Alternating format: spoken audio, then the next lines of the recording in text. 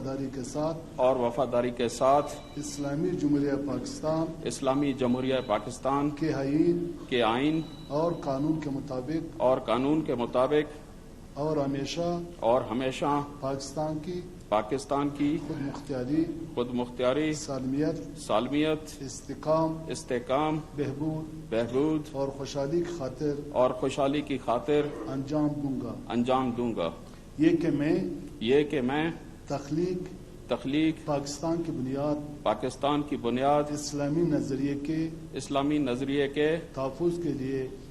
کے لیے کوشاں رہوں گا یہ کہ میں ذاتی مفاد کو اپنے سرکاری کردار یا فیصلوں پر اثر انداز نہیں ہونے دوں گا یہ کہ میں اسلامی جمہوریہ پاکستان کے آئین کو برقرار رکھوں گا اور اس کا تحفظ دفاع کروں گا یہ کہ میں ہر حالت میں تمام لوگوں کے ساتھ بلا خوف و رعایت اور بلا رغبت و عناد قانون کے مطابق انصاف کروں گا اور یہ کہ میں کسی شخص کو بلا واسطہ یا بالواسطہ کسی ایسے معاملے کی اطلاع نہیں دوں گا نہ کسی پر ظاہر کروں گا جو بحیثیت نگران وزیر اعلیٰ صوبہ بلوچستان میرے سامنے غور کے لیے پیش کیا جائے گا یہ میرے علم میں آئے گا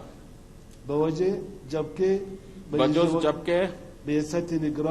بحیثیت نگران وزیر اعلیٰ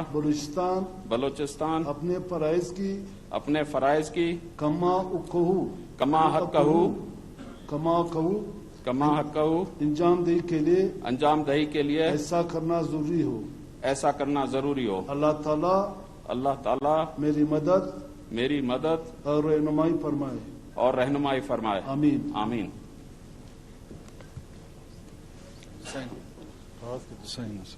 قلم